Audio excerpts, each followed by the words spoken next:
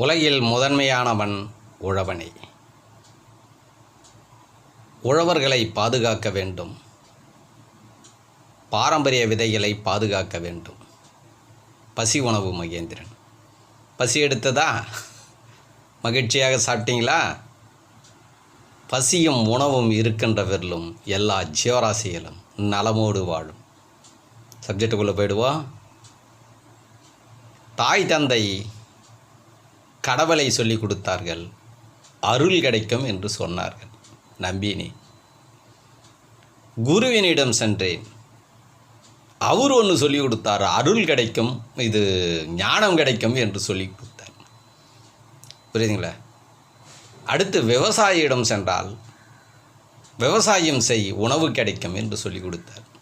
சரி, இப்போ சிந்திக்கலாமா? இது மூணுத்தில் எது வேணும்? ஒன்று முடிவெடுங்கள். மொத்த பேரும் உணவு கிட்ட வந்துட்டீங்க. பசி உணவு அதுவே ஆதி நிலை. எங்கள் அப்பா அம்மா சின்ன வயசில் கோயிலுக்கு கூட்டும் போய் அருள் கிடைக்கின்றான்னாங்க. பசி எடுத்துக்கிச்சு எங்கள் அம்மா எங்கள் அப்பா. எனக்கு அருள்லாம் விட்டு வாடா போகலாம். என்னப்பா அருள் கிடைக்குன்னு சொன்னிட்டே எங்கள் அப்பா அம்மா சொல்லி கொடுத்தாங்க. அதை வச்சு நான் உனக்கு சொல்லி கொடுத்துட்டு பசி எடுத்துக்கிச்சு, நம்மளால முடியல அப்படின்னு குருக்கிட்ட போனேன். குருவே, என்ன குருவே ஞானம் கிடைக்குன்னு ஏதோ சொன்னேன். நான் ஏதோ பசி உணவை விட ஞானம் தான் பெருசாக இருக்குன்னு வந்தேன். எல்லாத்தையும் பேசி இந்த பசி எடுத்து தான் எல்லாத்தையும் விட்டு உணவு கிட்ட ஓட்டிய விட்றா. இப்போ அதெல்லாம் பேச முடியாது, வா போகலாம், நம்ம சாப்பிட்டு வந்து அப்புறம் பேசலாம். உணவு விவசாயியிடம் போனால் உணவு உற்பத்தி. பார்த்தீங்களா? இதுதான் உண்மை மார்க்கம்.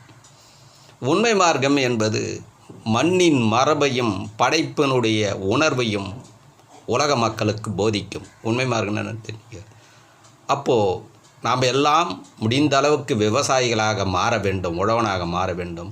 இந்த மண்ணின் மரபு விதைகளை பாதுகாத்து நம்மளுடைய பிள்ளைகளுக்கும் நம்மளுடைய பேர பிள்ளைகளுக்கும் கொள்ளு பேரங்களுக்கும் இதை நாம் கொடுக்க வேண்டும். அப்போ தான் அவர்கள் நல்லா இருப்பார்கள். நலமோடு எல்லா ஜீவராசிகளும் வாழும். நன்றி, மகிழ்ச்சி.